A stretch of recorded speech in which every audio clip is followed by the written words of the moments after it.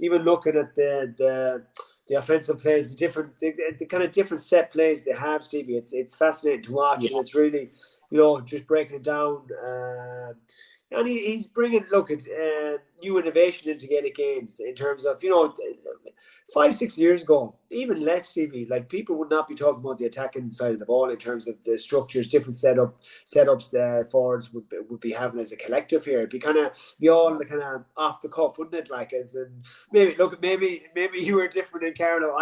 But like in my experience, there wouldn't be.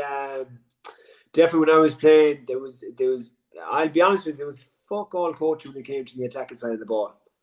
Yeah. No, listen, we would have a couple of set plays that we would have obviously tried to implement in training, but there would be nothing on the level that there is now. And now it's become. And I think one of the reasons it's become like that is because, deep line defensive zones are still very, very predominantly common. Like everyone is like, there's very few teams now that aren't organized defensively. There's very, very few. There's very few teams that don't pack it out. Like, Down are packing it out, Armagh are packing it out. Everybody's packing it out in Ulster, So, Dublin, regardless of what people say, are packing it out. Even Mayo now have an understanding that you have to pack it out now and again. You can't just go gung ho all the time, And that's the reality. It's knowing when moments in games are when to press, or when to pack it out, and that's the big thing, And I think that when you're footballing IQ, when you have a footballing IQ like, a lot of the Derry players, it's a lot easier to coach that as well, and that's the important thing to remember. There's a high level of footballing IQ in Derry. There's a lot of players that are real smart players, real good on the ball.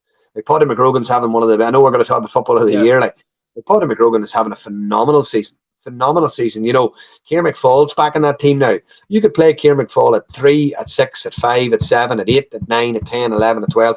He can be flexible. Ethan Doherty could play at 5 or 7 or 10 or 12. There's so much flexibility with their players as well, which gives them a distinct advantage. Tyrone were a little bit like that in the noughties. People associated Tyrone with sort of a negative style of football, but I followed that Tyrone team because the wife was obviously from Tyrone at the time, and we were obviously watching a lot of Tyrone football. Ryan McManaman in that team was as good a man marker as he was going forward to score. They were all comfortable on the ball end. Their ball retention ability, and that's the same with this Derry team. Christy McCaig's good coming out with the ball. McCluskey scored a goal the other day. Brenny Rogers can go back to full back to mark someone, or he can equally carry the ball in midfield. They're a really, really good side. Really good side. Look, it'll be interesting. I think the Troopers can't wait to see kind of the progress, or can they make that step this year when they come up against the bigger teams again. See have they evolved, and have they kind of got over that hump? Because it won't be looking at Armagh themselves now in the Ulster final. It won't be. That'll be an interesting one, Stevie. That'll be actually interesting. Look, Armagh, I don't think they'll deviate away from what they've done against Down. I think Armagh will test Derry early. I think they'll target Oran Lynch. I think they'll put ball in on top of him. He was caught badly for a few goals against Monaghan. That ball will go in. Andrew Murnion, we're talking football of the year category here. Andrew Murnion's up there in the reckoning. You have Rian O'Neill at the edge of the square. You have big, strong, powerful, physical men. You have fine footballers in the likes of Rory Grugan. Jamar Hall had an excellent game against Down on the weekend there as well. The one area of the field that would concern me for Armagh is their midfield against Derry. I think Conor Glass and Brendan Rodgers have forged one of the best midfield partnerships in the country. I think Conor Glass is absolutely pivotal to how Derry play. When he goes off the field, when Conor Glass goes off the field, defensively, Derry look more vulnerable. He's a fantastic organiser. He's a brilliant leader. He's fantastic in the air. He can kick scores. Wonderful athleticism.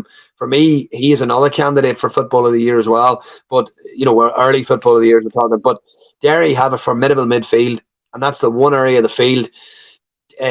Armagh lost Ben Creeley on Sunday to injury. It looked like injury before the half. They've tried Stephen Campbell there. They have discovered Shane McPartlin, who scored a really good goal against Down at the weekend, but still very, very raw from a championship experience point of view. So I think that's a foothold in the game that Derry will look to exploit and on Sunday week.